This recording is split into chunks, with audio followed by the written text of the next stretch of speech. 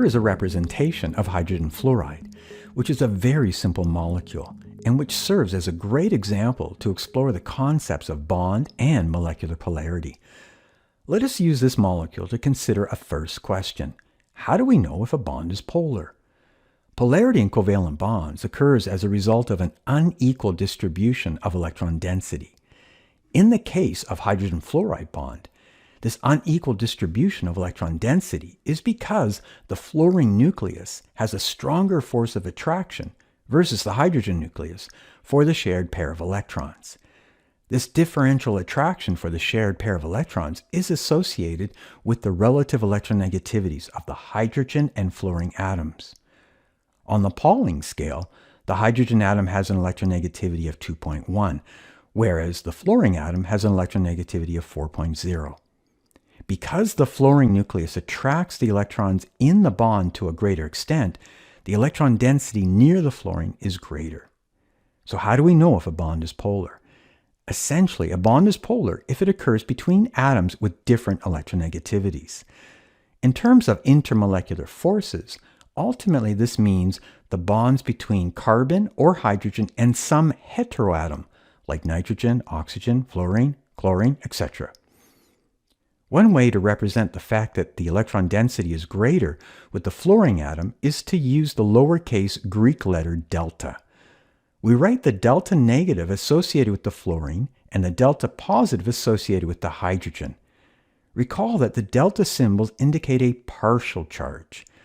This is different than indicating full anions or cations as in ionic bonding. These are partial charges due to the unequal sharing of the shared pair of electrons. If a bond is polar, we say it has a bond dipole. Another way that we represent this bond polarity is to draw a bond dipole arrow. By convention, we point the head of the arrow in the direction of the atom that is more delta negative. One of the ways that I remember this convention is when we draw the arrow in this fashion, the tail of the arrow looks like a positive sign, and this is associated with the positive side of the bond. We often refer to the bond dipole arrow as simply the bond dipole. Given that hydrogen fluoride is a very simple molecule, a diatomic molecule with only one bond, then we would say that the bond dipole represents the molecular dipole. That is, the entire molecule has some degree of polarity. We'll say more about molecular polarities when we look at more complex molecules. Are all bond dipoles equally polar? The short answer is no. The bond polarity will depend on the difference in electronegativity between the atoms making the bond.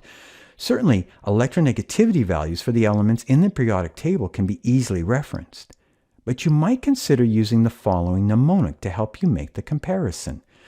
Funny old clown never breaks into silly comical hiccups, which represents fluorine greater in electronegativity than oxygen, greater than chlorine, greater than nitrogen, greater than bromine, greater than iodine, greater than sulfur, greater than carbon, and then finally greater than hydrogen.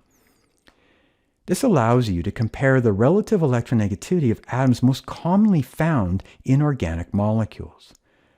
The greater the difference in distance between the letters, the greater the difference in electronegativity between the respective atoms.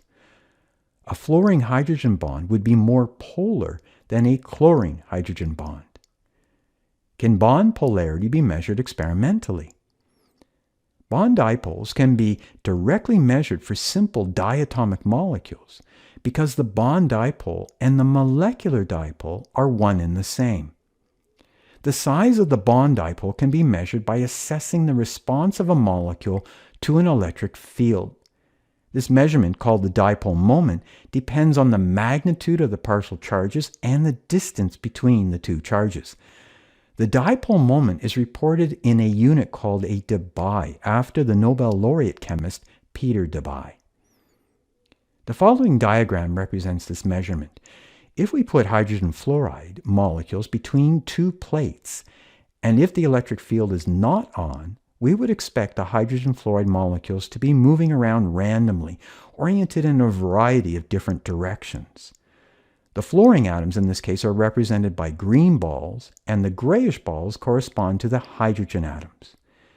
If we then turn on the electric field so that one of the plates is positively charged and the other plate is negatively charged, the molecules will align such that the more delta negative side will be oriented towards the positive plate.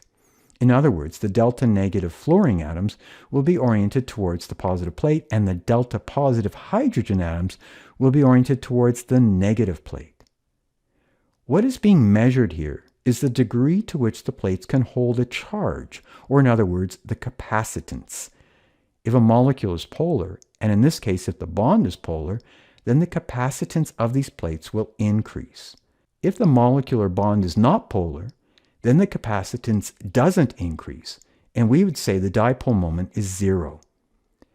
As mentioned, dipole moments are measured in units of debye. As expected, the chart indicates a dipole moment of 0 debye for diatomic hydrogen and 1.7 debye for hydrogen fluoride.